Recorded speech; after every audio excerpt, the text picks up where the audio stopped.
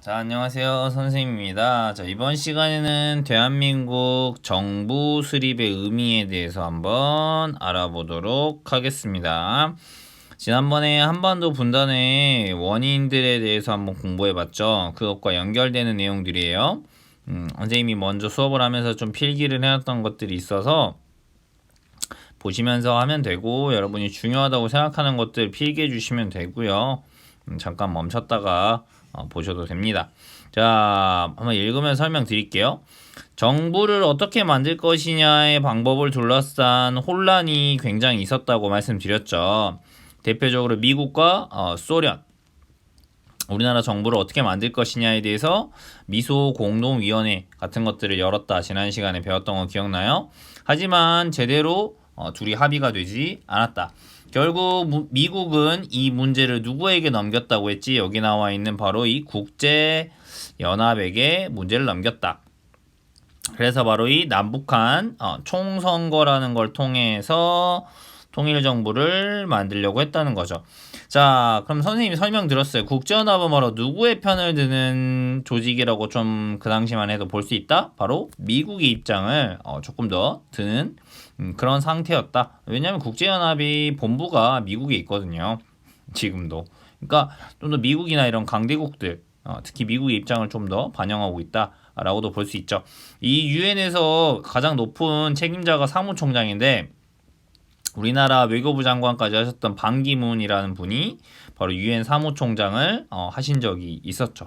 그게 바로 이 국제연합입니다. 유엔이 국제연합이에요. 네, 그러면 국제연합에서는 선거를 공정하게 관리하려고 한국임시위원단이라는 단체를 만들었다. 그치, 이런 것들, 이런 사람들을 조직해서 선거를 공정하게 관리하기 위해서 한반도로 보냈다는 이야기죠. 하지만 소련은 방금 말했죠. 미국과 의견이 달라서 한반도에서 오히려 미군과 소련군을 동시에 철수시키자 라고 이야기를 하면서 결국 38도선 북쪽으로는 바로 이 유엔 위원단이 들어오지 못하게 했다는 이야기예요. 맞아요? 네. 그래서 바로 이 선거관, 여러분이 생각하는 선거관리위원이에요. 선거가 공정하게 이루어지려면 선거를 관리하는 사람들이 있어야 되잖아. 그러니까 이런 사람들을 북한으로 들어오지 못하게 했고 결국 북한 지역에서는 바로 이 선거가 이루어지지 못하게 되는 상황입니다. 그러면 왜 이런 배경이 일어나느냐? 전 시간에 계속 설명드리지만 바로 소련은 공산주의와 사회주의, 즉 뭔가 그 사회 전체적인 것을 더 중요시하는 그런 국가고, 미국은 우리가 알다시피 자본주의 국가이면서 동시에 바로 선거를 통해서 대표를 뽑는 민주주의 국가니까 이런 차이점이 존재한다는 얘기죠. 그렇기 때문에 소련 입장에서는 선거로 정부를 세우는 것을 이제 반대하는 이런 입장을 이제 보이게 되는 것이죠. 이렇게 되면서 이제 우리나라가 점점 분단, 결국 두 개로 쪼개어지는 이런 결과에 조금 더 가까워지게 되는 것입니다. 자, 그러면 결국 이렇게 보시면 왜 한반도가 쪼개질 수밖에 없느냐라는 상황을 보시면 됩니다. 먼저 이 당시에는 소련은 대표적인 공산주의자 세력이죠. 그리고 대표적으로 바로 이 미국은 자본주의의 세력이에요. 그쵸? 색깔을 좀 구분해 볼까요? 자, 미국 노란색은 자본주의 국가잖아요. 그쵸? 이 미국이 일본을 전쟁에서 승리하게 되면서 일본도 자본주의 국가로 만들었어요. 근데 이 당시에 바로 가장 신경 쓰이는 사건이 벌어지는데 중국이 원래 자본주의 국가였습니다. 하지만 이 중국에서 공산당 혁명이 일어나고 공산당들이 결국 자본주의자 세력들을 대만으로 쫓아내게 돼요. 그러면서 결국 중국이 바로 공산화가 된다 이 말이야. 미국은 그러니까 자칫 잘못하다가는 한반도까지도 이 공산주의 세력에게 지배당하면 안 되겠다 이런 생각들을 했던 것이죠. 반면에 소련은 이 기세를 몰아서 한반도를 더 공산화시키고 싶었을 것이고, 그러니까 미국 입장에서는 이 대만과 일본 그리고 이 남한의 일부 지역을 바로 이 자본주의와 민주주의 이 세력으로 지켜야 됐던 것이죠. 그러니까 결국에 이 싸움의 가장 큰 전쟁터가 결국 우리나라가 될 수밖에 없는 이런 상황이 바로 벌어지게 되는 것이죠. 그래서 미국은 결국 자신들의 입장에서 가장 맞아떨어지는 인물인 이승만이라는 인물을 남한 정부의 지도자로 내세우게 되는 것이고, 반면에 북한, 소련은 결국 김일성이라고 하는 공산주의자를 바로 소련의 입장을 대변해 줄 수 있는 이 공산주의의 세력으로 자기 편으로 해서 자기들의 마음에 드는 정부를 세우게 되는 이런 것이죠. 그렇기 때문에 이 다음 시간에 벌어지는 바로 6.25 전쟁이 너무나 일어날 수밖에 없는 이런 대결 구도로 결국 벌어지게 되는 것이죠. 소련, 북한, 중국과 같은 공산주의 세력, 그리고 미국, 그다음 남한, 그다음에 대만, 일본과 같은 이런 자본주의 세력 간의 전쟁은 일어날 수밖에 없는 이런 상황으로 이해해 주시면 되겠습니다. 안타깝지만 바로 그 전쟁터는 어디가 되어버렸다? 우리나라 땅이 되어버렸다라고 이해해 주시면 될 것 같아요. 자, 그렇게 돼서 결국 38도선 북쪽으로는 선거를 위한 선거관리위원들이 들어가지 못했다. 그래서 결국에 이에 남쪽에서만이라도 선거를 실시해야 된다라고 주장하는 쪽이 생겨났다라는 거죠. 이 남쪽만이라도 총선거를 해야 된다 주장한 사람이 누구야? 이승만이라고 하는 인물이야.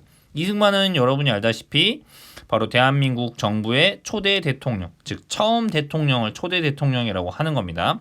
그러면 이 이승만이라는 인물을 도대체 미국은 왜 지지하는 것이냐라는 거죠. 바로 이승만은 바로 미국에 유학을 다녀와서 미국에서 박사학위까지 땄던 사람입니다.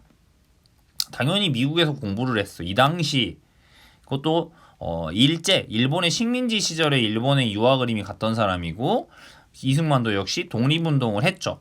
그래서 미국에서 주로 외교적인 방법을 통해서 우리나라 독립을 이루기 위해서 노력했던 인물도 맞습니다. 그래서 임시정부에서도 바로 이승만이 초대 대통령인가를 할 정도로 임시정부에서도 굉장히 큰 역할을 담당했었습니다. 하지만 나중에 이 이승만이 임시정부에서 쫓겨나요. 누구에 의해서 쫓겨나냐? 바로 김구 선생님에 의해서 쫓겨나게 돼요. 탄핵을 당한다고 하지. 그 자리에서 물러나게 되는데 그 이유가 또 웃긴데, 역사적으로 이제 나오는 이야기가 이승만이 이제 외교적인 방법으로 우리나라를 독립시키기 위해서 미국한테 이런 요청을 했다는 게 나중에 드러나게 됩니다.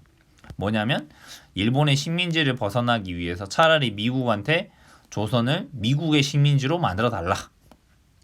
일본 애들을 물리치고. 이게 나중에 이제 드러난 거지. 그러니까 김구가 열이 받은 거죠. 아니 지금 일본을 무찌르기 위해서 독립운동을 해야 되는데 지금 미국이 와가지고 일본으로부터 우리를 독립시켜준 다음에 미국의 식민지가 되자니 이게 무슨 말이냐 이거 도대체. 이러면서 이승만을 탄핵시켜버려요. 그러니까 이승만의 성격을 단적으로 보여주는 거죠. 이승만은 일본을 싫어한 건 당연히 맞겠지만, 독립운동을 하셨던 것도 맞지만 미국의 편에 상당히 많이 서는 그런 인물이었다. 그러니까 미국 입장에서는 이승만을 좋아할 수밖에 없는 거죠. 김구 선생님 같은 인물은 반면에 별로죠. 왜? 자꾸 민족, 조선의 입장, 우리나라의 입장을 생각한다고 하면서 자꾸 미국 말에 잘 따르지 않으니까 굉장히 불편한 인물이었다라고도 볼 수 있는 것이죠. 왜 그렇게 생각하는지는 이제 좀 더 나오면 나와요. 통일정부를 수립하자는 쪽의 입장이 결국 대립하게 된다. 그럼 통일정부를 만들자는 대표적인 인물이 누구야? 김구. 결국 이 김구 선생님 나중에 어떻게 될까요? 암살당해서 돌아가시게 돼요. 그러니까 대한민국 역사가 참 슬프면서도 참 웃기면서도 이걸 재밌다고 해야 되는지 모르겠는데, 우리가 독립운동하면 대표적인 인물이 김구 선생님 아니겠어요, 그죠? 임시정부를 만들었고 임시정부를 대표적으로 이끌었던 인물이고, 그 다음에 한인애국단이라는 단체를 만들어서 우리 배웠잖아요. 윤봉을 선생님하고 시계를 바꿔쳤다는 그 일화. 그래서 일본으로부터 독립하기 위해서 그런 무장 독립운동이나 임시정부까지 이끌었던 바로 대표적인 인물인 이 김구 선생님이 일본한테도 붙잡히지 않았잖아요. 일본이 총으로 쏴서 죽이려고 한 적도 있어요. 김구 선생님이 총에 맞은 적도 있습니다. 밀정으로부터 총을 맞아요. 하지만 그때도 기적적으로 살아나셨어요. 죽지 않고. 그리고 1945년 해방된 우리나라 땅에 들어오셨죠. 그래서 남한과 북한으로 쪼개질 것 같으니까 하나의 정부를 만들어야 된다. 이런 이야기를 하셨는데 결국 우리나라 사람 총에 맞아서 결국 죽게 되는 이 사건이 발생하는 겁니다. 그게 바로 김구 선생님의 암살이에요. 김구 선생님을 죽인 사람이 바로 안두희라고 하는 소위밖에 되지 않는 군인이었습니다. 이 군인이 찾아와서 이승만 선생님을 총으로 쏴서 아니 이승만이 김구 선생님을 총으로 쏴서 죽이게 됩니다. 암살을 한 거죠. 그리고 잡혀갔습니다. 평생 감옥에 살았을까요? 그러면 대한민국 역사가 재미가 없지. 안두희 불과 1년 만에 감옥에서 나오게 돼요. 불과 1년 만에. 무슨 전쟁이 벌어졌다면서? 6.25 전쟁이 벌어졌다면서 나오게 됩니다. 그리고 나중에 처벌받았을까요? 처벌받지 않았어요. 모든 사람들이 안두희에게 물었어요. 누가 시킨 것이냐? 그걸 말해라. 안두희 죽을 때까지 말하지 않았습니다. 근데 이 상황에서 김구 선생님은 암살을 누가 시켰을 것 같아요? 안두희라는 사람 개인이가 시켰을까? 그리고 그 사람이 감옥에서 살인자잖아. 사람을 죽인 거잖아. 처벌도 제대로 받지 않았어. 누가 시킨 걸까? 여러 가지 상황을 봤을 때는 이거는 뭐 증거는 없지만 누가 봐도 이승만이 김구를 아마 죽였을 것이다. 뭐 이거는 뭐 너무나 뻔한 거지. 왜냐면 누군가를 죽인다는 거는 누군가를 죽임으로 인해서 이득을 얻는 사람이 존재하게 되는 거지. 그치? 뭐 이게 둘이 막 싸우다가 죽이는 게 아니니까. 이런 것들을 생각해 보면 대한민국 역사가 참 슬퍼지는 것 같아요. 요즘에 이야기는 뭐 여기서 사회 시간이니까 꼬리에 꼬리를 무는 이야기라는 프로가 있는데 거기에서 이제 이 안두희와 관련된 이야기가 잘 나와요. 보시다 보면 유튜브 같은 데 보니까 요약 버전도 있고 그러던데 관심 있는 친구는 한번 꼭 찾아보면 재밌을 것 같아요. 어쨌든 결국 남한에서만의 정부를 세우자. 그래서 남한에서만이라도 총선거를 하자라는 의견이 받아들여지게 되면서 결국 남한에서만 1948년 5월 10일에 국회의원을 뽑는 첫 번째 민주적인 선거가 실시된다. 바로 이게 우리나라 최초의 민주주의 선거다라는 거죠. 이게 왜 의미가 있을까요? 우리나라는 우리나라의 지도자를 국민들이 투표해서 결정한 적이 5천년 역사에서 이때가 처음인 거야. 고조선의 당군왕검. 당군 왕검이잖아. 왕이잖아. 국민들이 백성들이 뽑는 게 아니야. 조선, 고려 백성들이 왕을 뽑자고? 이건 다 역적이야. 맞아? 다 죽임을 당하는 일이야. 최초로 우리나라가 민주주의 선거를 통해서 최초로 우리의 대표자들을 뽑는다. 그런 선거로서 굉장히 의미가 있다는 거지. 우리가 우리 손으로 처음으로 대표를 뽑은 게 1948년이니까 지금으로부터 한 80년? 뭐 한 70년 정도 된 거지. 그 전까지는 한 번도 이렇게 선거를 하지 못했다 이 말이야.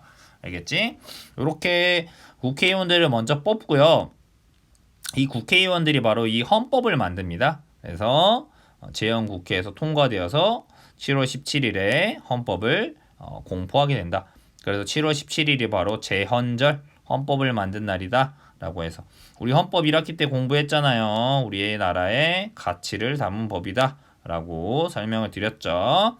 자, 이렇게 해서 여기 보시면 국회의원들이 뽑혔고 국회 개원식, 그 다음에 이렇게 선거를 하고 있는 우리나라 사람들의 모습이 있네요.